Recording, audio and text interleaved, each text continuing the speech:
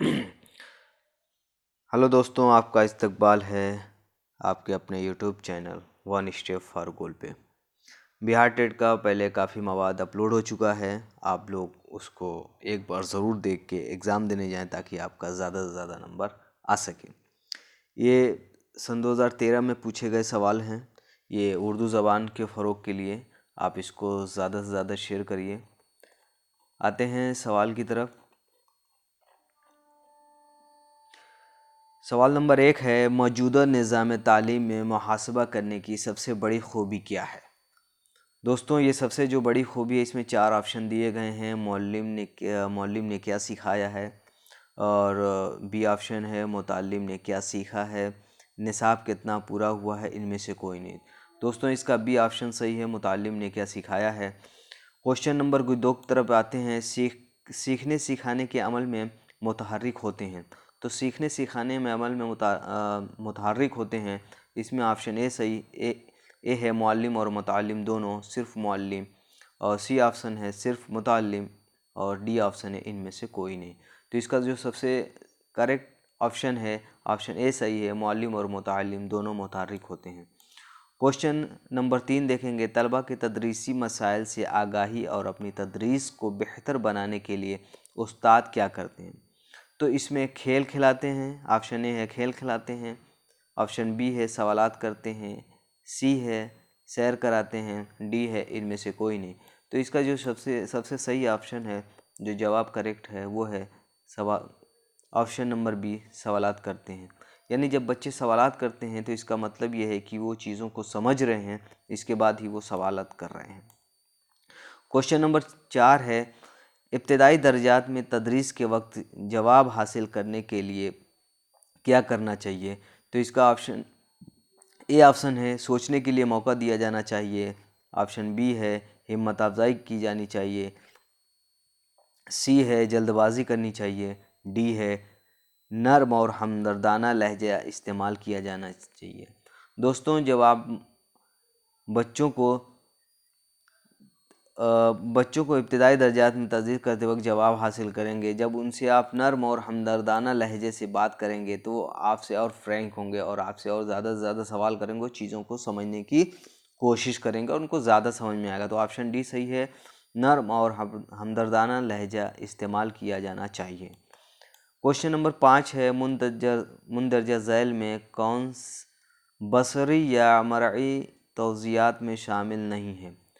तो दोस्तों, बसरी वो तदरीसी अशिया होती है जिसका ताल्लुक़ देखने से होता जिसका ताल्लुक़ जो है देखने से होता है। तो मॉडल, नक्शा, तस्वीर ये सब देखने की है। ये रेडियो ऑप्शन ये सही है, चूँकि ये समई तदरीसी अशिया है। इसको सुन के तदरीस यानी सुन के मवाद को सिखाया जाता है बच्चों को इफ़ेक्टिव तरीके से। तो इसका ऑप्शन डी है, जो ये समई है और ये बसरी पूछ रहा है। नहीं को आप ध्यान दीजिएगा, वरना इस पे क्या होता है, नहीं हम पढ़ नहीं पाते हैं, जिसकी वजह से ऑप्शन गलत हो जाता है। क्वेश्चन नंबर 6 है, मुंदरजा झैल में फ़न तदरीस का हिस्सा क्या है? तो फ़न देखिए, जो उसूल तदरीस होता है तो इसमें आम से ख़ास की तरफ, मालूम से गैर मालूम की तरफ, तो मैदान से खेल की तरफ ये भी नहीं है, दाएं से बाएं की तरफ ये भी नहीं है, मगरिब से मशरिक़ की तरफ ये भी नहीं है। तो इसका ऑप्शन ए सही है, मालूम से नामालूम की तरफ। तालीम व तरबियत का मकसद क्या नहीं है? तो किरदार, इसमें यह दौलत कमाना तालीम का मकसद नहीं है, बाकी अखलाकी आमोज़ी, किरदार साजी, तौर तरीक़ों में बेहतरी, तो ये सारा तालीम का मकसद है। दौलत कमाना तालीम का मकसद नहीं है। ये क्वेश्चन सीटेट के लिए काफ़ी अहम हो जाता है। तलबा अपनी अमली ज़िंदगी में किसको अपना नमूना तस्लीम करते हैं?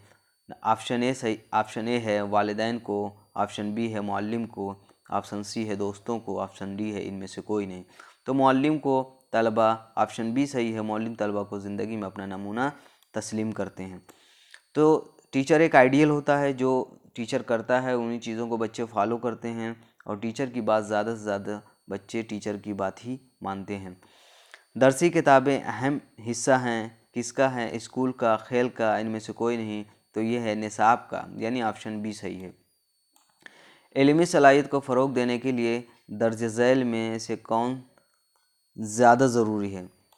तो कुतुब्बीनी जो है आला सलाहियत को फ़रोग़ देने के लिए कुतुब्बीनी जो है सबसे ज़्यादा ज़रूरी है। देखिए ज़बान की जब तदरीस करेंगे तो बग़ैर किताब के आप ज़बान की तदरीस नहीं कर सकते।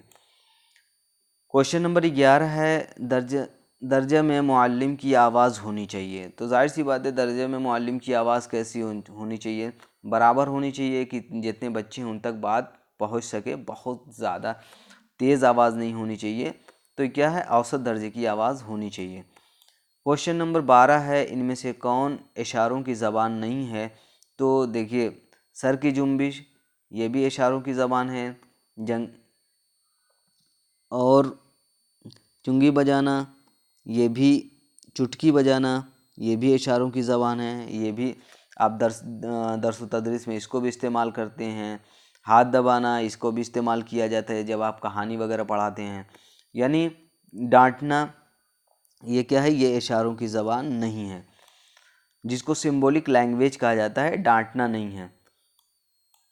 क़ुव्वत गोयाई अतिया बारी ताला है, लेकिन ये देखिए ज़बान जो है ये अल्लाह का दिया हुआ अतिया है, बोलता है आदमी, लेकिन ये क्या है, इसका ऑप्शन देखेंगे, मौरूसी तौर पे नहीं मिलता है, बच्चा नकल करके सीखता है, माहौल से सीखता है, इनमें से कोई नहीं। तो बच्चा ज़बान जो है जैसा उसका माहौल होगा वो वही ज़बान सीखेगा। अगर कोई हिंदी के माहौल में है, कोई बच्चा परवरिश पाता है तो वो हिंदी सीखेगा। इंग्लिश में अगर परवरिश पाता है तो जाहिर सी बात है उसकी मादरी ज़बान इंग्लिश होगी तो वो इंग्लिश सीखेगा, जैसा वो सुनेगा वैसा ही वो सीखेगा। तो माहौल से ही ज़बान सीखी जाती है। 14 नंबर क्वेश्चन है, मुंदरजा झैल में ज़बान की तारीफ़ होगी। तो ज़बान की तारीफ़ होगी, आवाज़ों के ज़रिए इजहार बिल्कुल होता है, इशारों के ज़रिए बिल्कुल होता है, अलामतों के ज़रिए इजहार बिल्कुल होता है, इनमें से सभी। क्वेश्चन नंबर 15 देखेंगे, आपके ख़याल से बोली के लिए कौन सी बात ज़्यादा सही है? तो इसमें है, ये ऑप्शन ए है, ये ज़बान की झैल की शाख है। ऑप्शन बी है, ये ज़बान की इब्तिदाई शक्ल है, ये ज़बान से अलग एक हुनर है। और ये ऑप्शन डी है, ये ज़बान की तरक्की याफ्ता शक्ल है। तो ये ज़बान की इब्तिदाई शक्ल है। दोस्तों ये सीटेट में ये क्वेश्चन आ चुका है, इसको आप ज़रा सा गौर करिएगा, इन सब क्वेश्चन पे काफ़ी अहम है। क्वेश्चन नंबर 16 है, देखेंगे मुंदरजा झैल में से किससे साबका नहीं है? तो दुल्हन। दोस्तों साबका आप जब लेसन प्लान बनाते हैं तो उसमें देखते हैं कि बच्चों की साबका मालूमात से ही बच्चों को आप मवाद मज़मून को जोड़ते हैं। साबका मतलब पहले, जो पहले लगता है। तो नहीं है, तो इसमें क्या, दुल्हन के ना पहले कुछ लगा हुआ है ना बाद में, तो दुल्हन इसका ऑप्शन सही है, यानी option number D, option D सही है। जमकर दावत उड़ाना मुहावरे का मतलब होगा, तो जमकर दावत उड़ाना यानी पेट भर कर खाना। क्वेश्चन नंबर 18 है, मुंदरजा झैल में से किस लफ्ज़ में लाहिका इस्तेमाल किया गया है? तो इसका बासलीका ऑप्शन ए, बी बामुरवत, बातमीज़, तो बागबान। बागबान जो है ये बान लगा हुआ है बाद में, जो बाद में लगा के कोई लफ्ज़ जोड़ा जाता है तो उसी को लाहिका बोला जाता है। तो इसका ऑप्शन डी सही है। मुनक़ता लफ्ज़ से मुराद है, तो मुनक़ता का मतलब कि काट देना, अलग कर देना है, तो इसका ऑप्शन बी सही है, अलग होना। अब क्वेश्चन नंबर 20 है, मुंदरजा झैल में से फ़वाइद का वाहिद है, तो फ़वाइद का वाहिद होगा फ़ायदा, ऑप्शन सी सही है। हरूफ के मजमूए को दर्जा झैल में से क्या कहते हैं? तो ये तो ऑप्शन बी सही है, अबजद कहते हैं। इसका पूरा एक रूल है, अबजद हव्वज़ हुत्ती कलेमन साफज़। इस तरीके से ये है, ये मजमुआ है लफ्ज़ों का, जिसकी वजह से जैसे इनके ज़रिए से नंबरों को निकाला जाता है। क्वेश्चन नंबर 22 है, सिर्फ हर्फ ड़े की आवाज़ उर्दू में किस ज़बान से ली गई है? तो ये ऑप्शन बी सही है, हिंदी की ज़बान से लिया गया है। ज़ेर, जिसे अरबी में फ़तह कहते हैं, जिसके माने खुलने के हैं, यानी आवाज़ खुल कर निकलती है, ये अलामत हरूफ में कहाँ इस्तेमाल होती है? तो ये ऊपर होती है, जिसको फ़तह कहा जाता है, जो ऊपर लगती है, ज़बर जो होता है। ये और वाव को जब खींच कर बोलते या पढ़ते हैं तो उस पर कौन सी अलामत लगती है? तो उस पर मद लगता है, जिसको जैसे मद लगती है, जिसको थोड़ा सा खींच के बोला जाता है। मुंदरजा झैल में से खिताब की मिसाल क्या है? तो खिताब की मिसाल वही है जो आपकी खुसूसियात देखिए, जब कोई आपको नाम दिया जाता है तो इमादुल मुल्क जो है यह खिताब की मिसाल है। देखिए अब ये इक़्तिबास है, जो इक़्तिबास से क्वेश्चन आते हैं तो पहले इस इक़्तिबास को हल करने का जो अच्छा उम्दा तरीका माना जाता है कि पहले आप क्वेश्चन को पढ़ लिए, उसके बाद जो है जब क्वेश्चन आपको एक बार पढ़ लेंगे, जब इक़्तिबास पढ़ेंगे तो वो सारी चीज़ें आपके जहन में टकराती हुई चली जाएंगी और ज़्यादा से ज़्यादा इक़्तिबास को आप हल कर सकते हैं। देखिए इसमें जो क्वेश्चन, पहले इक़्तिबास को देखते हैं। मौलाना विलायत अली हिजरत करके दिल्ली कब पहुँचे? आप इसको एक बार पढ़ लीजिएगा, मैं पहले इक़्तिबास पढ़ लेता हूँ, उसके बाद इसका क्वेश्चन देखेंगे। मौलाना विलायत अली 1850 में इस्ताना के लिए आज़म हिजरत हुए और दिल्ली पहुँचे। यहाँ उन्होंने जामा मस्जिद फ़तेहपुर के करीब एक वसी मकान में क़याम फरमाया। दौरान क़याम दिल्ली रोज़ाना वाज़ मतलब नसीहत का सिलसिला कायम रहता था। इस मजलिस वाज़ में बादशाह बेगम ज़ीनत महल के उस्ताद मौलाना इमाम अली और दिल्ली के मशहूर उर्दू शायर हकीम मोमिन खान मोमिन भी अक्सर शरीक हुआ करते थे। मौलाना की वाज़ोपंत से मुतासिर होकर दोनों हज़रात मौलाना से बैत करने के बाद हल्का इरादत में शामिल हो गए। दिल्ली से वो अपनी मंजिल मकसूद इस्ताना पहुँच तो गए, मगर ज़्यादा दिनों तक ज़िंदगी ने वफ़ा नहीं की और वो 5 नवंबर सन 1852 में 59 बरस में रिहलत फरमा गए। अस्थाना में ही मदफून है। दोस्तों हमने इक़्तिबास को पढ़ लिया है, अब इसके कुछ सवालात को देखते हैं। मौलाना विलायत अली हिजरत करके दिल्ली गए तो ये 1850, ऑप्शन ए सही है।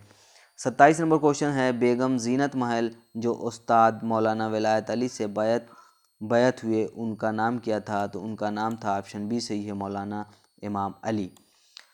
28 नंबर क्वेश्चन है, मौलाना विलायत अली से किस उर्दू शायर ने बैत की? तो इसका ऑप्शन बी सही है, मोमिन। मौलाना विलायत अली का इंतकाल कब हुआ? तो इसका ऑप्शन डी सही है, 1852। 30 नंबर क्वेश्चन देखेंगे, मौलाना विलायत अली कहाँ मदफून है? तो इस्ताना में इनकी तदफीन हुई है। दरसियात कुतुब में मुअल्लिम की तदरीस में होते हैं तो क्या ये मुअल्लिम एक रहनुमाई का काम करते हैं जो दर्स व तदरीस के अमल को अंजाम देते हैं। दोस्तों माउन तदरीसी अशिया किसका शुमार नहीं होता है? तो जो तदरीसी अशिया जो आप पढ़ाते हैं उसमें मददगार साबित होती है। इसमें चार्ट, वो किताब का भी इस्तेमाल करते हैं, चार्ट पेपर का भी इस्तेमाल करते हैं, नक्शे का भी इस्तेमाल करते हैं, लेकिन ऑप्शन सी जो है छड़ी का इस्तेमाल नहीं करते हैं आप, तो इसका ऑप्शन सी सही है। 33 नंबर क्वेश्चन देखेंगे, तालीम बच्चे की तहरीक नौ की मुसलसल नशोनुमा का नाम है। इस कौल में किस बात पर जोर दिया गया है? तो ऑप्शन ए है नकलो हरकत पर, ऑप्शन बी है उसूल तालीम पर, ऑप्शन सी है मुआशरती सरगर्मियों पर, ऑप्शन डी है जिस्मानी नशोनुमा पर। तो इसका ऑप्शन बी सही है, उसूल तालीम पर। क्वेश्चन नंबर 34 से मुसलसल व जामे तय्युन कद्र अहाता करता है। तो इसमें ऑप्शन है बच्चों के मजमूई किरदार पर। जो कंटिन्यूअस कम्प्रहेंसिव इवैल्यूएशन होता है वो बच्चों की मुकम्मल नशोनुमा को ध्यान में रख के ही बनाया गया है। तो इसका ऑप्शन ए सही है, बच्चों की मजमूई किरदारगी पर। 35 है, मुआलजाती तदरीस की ज़रूरत किन बच्चों को नहीं होती है? तो नहीं होती है, तो इसमें है जहीन और तेज़ बच्चों को। दोस्तों बहुत ज़्यादा वक्त नहीं है, वरना इसको और भी समझाया जाता है। इसको इंशाल्लाह आने वाले जो सीटेट पेपर है उसकी पूरी तैयारी कराई जाएगी और एमपी टेट है उसकी भी पूरी निसाब के अकॉर्डिंग तैयारी कराई जाएगी। आप चैनल को ज़्यादा से ज़्यादा शेयर करिएगा ताकि लोग इससे इस्तेफ़ादा कर सकें। 36 नंबर क्वेश्चन है, लुगत में बहस की जाती है तो इनमें से अल्फाज व माने से, अल्फाज के माखज़ से, अल्फाज की हैसियत से। तो ये तीनों ऑप्शन सही है, तो इसका ऑप्शन डी है इनमें से सभी। तलबा सबसे ज़्यादा कब सीखते हैं? तो ऑप्शन है सुनकर, पढ़कर, ऑप्शन सी है देखकर, तो अमल करके। लर्निंग बाय डूइंग का जो कॉन्सेप्ट है कि जो बच्चा करके सीखता है वो उसको ज़्यादा से ज़्यादा सीखता है और ज़्यादा दिनों तक याद रखता है, यानी ऑप्शन डी सही है। निसाबी सरगर्मियों में खेल ज़रूरी होता है, तो निसाबी सरगर्मी में जो खेल है तो उसमें इसमें है जिस्मानी तरक्की के लिए, यानी जो सरगर्मियाँ हमने निसाबी सरगर्मियाँ जो अंजाम दी जाती हैं वो जिस्मानी तरक्की के लिए ही की जाती हैं, उसका मेन ऑब्जेक्टिव यही होता है। इब्तदाई दर्जात में दाखिले से कबल बच्चे क्या जानते हैं, तो जाहिर सी बात है जब बच्चे उस वक्त सिर्फ अपनी मादरी ज़बान को ही जानते हैं, उससे ज़्यादा और वो कुछ नहीं जानते। और बच्चों को नन्ना साइंसदान भी कहा गया है, क्योंकि बच्चों के पास पहले ही साबिक़ा मालूमात होती है। 45 नंबर क्वेश्चन है, स्कूल में बच्चों की तकरीरी सलाहियत को फ़रोग़ के लिए किया जाने वाला अमल है, तो इसका मुनाजरा यानी मुनाजरे करने का जो तरीका होता है वो स्कूल में तकरीरी सलाहियत के ज़रिए से ही फ़रोग़ पाता है। इलाकाई ज़बान की मिसाल मुंदरजा झैल में से कौन सी नहीं है, तो दोस्तों ये इसका भोजपुरी है, मैथिली है, तो इसका ऑप्शन ए सही है, उर्दू। 42 नंबर क्वेश्चन है, बच्चे की शख्सियत की तामीर के लिए इनकी तदरीस किस ज़बान में होनी चाहिए, तो ऑप्शन ए सही है, मादरी ज़बान में। गांधी जी ने भी यही कहा है कि बच्चों को उनकी इब्तिदाई तालीम मादरी ज़बान में ही देनी चाहिए। ज़बान की कहानी को सकाफ़त की कहानी भी कहा जाता है, क्योंकि देखिए जब कहानी पढ़ाते हैं, जब आप उर्दू की तदरीस करते हैं, तो इसका आपका मेन जो ऑब्जेक्टिव होता है ये ज़ख़ीरा इल्म और तहज़ीब की अमानतदार होती है। तो क्या जो कहानी पढ़ाते हैं, ज़ाहिर सी बात है उनसे उस कहानी के ज़रिए से तहज़ीब को सिखाया जाता है, जिससे बच्चे आशना होते हैं। इसका ऑप्शन सी सही है। ज़बान की आमोज़िश में ज़्यादा वास्ता है, तो इसका क्या है, ज़बान और कान। ज़ाहिर सी बात है जो चीज़ें आप कान से सुनेंगे वही चीज़ आप ज़बान से बोलेंगे, तो इसका ऑप्शन बी सही है। बुनियादी सतह पर उर्दू ज़बान सिखाने के इस्तेदाद में सबसे मुश्किल तसव्वुर किया जाता है, तो सुन तो ले, ज़रूरी नहीं है कि बच्चा जो अगर अच्छी उर्दू बोल रहा है या अच्छी इंग्लिश बोल रहा है तो उसको लिखना भी आता हो, तो यही सबसे मुश्किल है। मुंदरजा झैल में से मुज़क्कर की मिसाल है, तो इसमें ऑप्शन बी सही है, इनायत। लफ्ज़ हुस्न की ज़िद क्या है, जिसके माने उदास होते हैं, इसकी ज़िद है इनबिसात। छोटे ठहराव के लिए उर्दू ज़बान में जो अलामत इस्तेमाल होती है उसे क्या कहते हैं, तो उसे वक्फ़ कहते हैं, यानी जो वक्फ़ा का होता है उसी को वक्फ़ा कहते हैं, जो थोड़ा देर के लिए जो आदमी रुकता है। 49 नंबर क्वेश्चन है, मुंदरजा झैल में से कौन हुरूफ़ इल्लत नहीं है, कौन हुरूफ़ अत्फ़ नहीं है। वो एक बार फिर से देखते हैं 49 नंबर क्वेश्चन, मुंदरजा झैल में से कौन हुरूफ़ अत्फ़ नहीं है, तो इसका ऑप्शन डी सही है। इल्म उरूस में बहर से शेर को करते हैं, इल्म उरूस में बहर से शेर को करते हैं, क्या करते हैं, ये ऑप्शन ए सही है, वज़न करते हैं। मुंदरजा झैल में से किस लफ्ज़ में अलिफ लाम पढ़ा जाता है, तो इसमें अब्दुर्रहमान, साहिबुज़्ज़िक्र, अब्दुल क़य्यूम, तो इसका ऑप्शन सही है, हारून और रशीद। 52 नंबर क्वेश्चन है, मुंदरजा झैल में से किसका मखरज होंठ से है, तो इसका बे। आप इस तरह का क्वेश्चन आएगा तो आप उसको मखरज करके देख सकते हैं और इसको आप लगा सकते हैं। क्वेश्चन नंबर 53 है, मुंदरजा झैल में से कौन सा हरुफ़ मनक़ूत है, तो इसका ऑप्शन ए सही है। दोस्तों 54 नंबर क्वेश्चन है, जिस नज़्म में मोहम्मद सल्लल्लाहु अलैहि वसल्लम की तारीफ़ व तौज़ीफ़ बयान की जाती है उसे क्या कहते हैं, उसे नात कहते हैं। दस झैल में दाम के माने होते हैं, दाम के क्या माने होते हैं, इसका ऑप्शन सी सही है, जाल। दोस्तों ये पूरी नज़्म है, इस नज़्म के ज़रिए इस नज़्म से ही कुछ आगे सवालात हैं, पहले नज़्म को पढ़ लेते हैं, उसके बाद सवालात को देखते हैं। इंडिया गेट की रफ़त है निगाहों पे मुहीत, इंडिया गेट वो तारीख़ का एक बाब जलील, इंडिया गेट वो अफरंग की तामीर जलील। अफरंग के माने यहाँ पे फिरंगी है, जिसको अंग्रेज़ मुराद हैं। इंडिया गेट वो अगियार की नुसरत का निशान, इंडिया गेट वो अपनों की अलामत की दलील। इसमें से क्वेश्चन देखते हैं, इंडिया गेट कहाँ पे वाक़ है, तो आप सभी जानते हैं इंडिया गेट दिल्ली में वाक़ है। इंडिया गेट की तामीर किसने कराई, तो ये अंग्रेज़ों ने कराई है, इसका ऑप्शन बी सही है। इंडिया गेट कैसी तामीर है, तो अभी हमने नज़्म पढ़ा, तामीर जलील है, यानी ऑप्शन सी सही है। हिंदुस्तानी तारीख़ का बाब जलील क्या है, तो अभी हमने पढ़ा बाब जलील जो है इंडिया गेट है।